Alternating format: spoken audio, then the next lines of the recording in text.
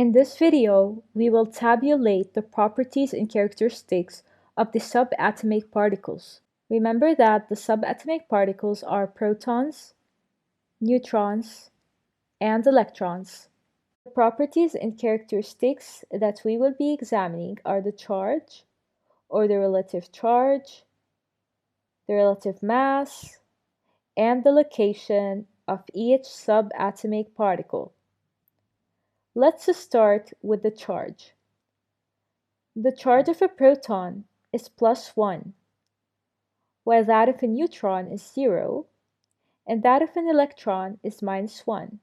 So, a proton holds a positive charge, the electron holds a negative charge, and the neutron has no charge at all.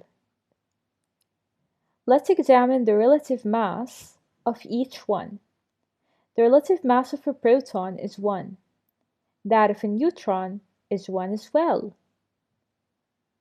Notice that the mass of an electron is nearly negligible. It's 1/2000 when compared to a proton or a neutron. Finally, we'll see where each particle is located. The proton is located inside the nucleus. The neutron is located inside the nucleus as well. However, the electron is located outside the nucleus. Protons and neutrons are sometimes called nucleons, since they're located inside the nucleus. So you have to keep in mind that a charge of a proton is +1, that of a neutron is 0, and that of an electron is -1.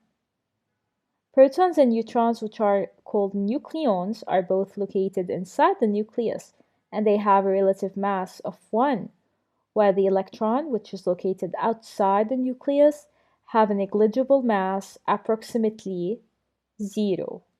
Thanks for watching.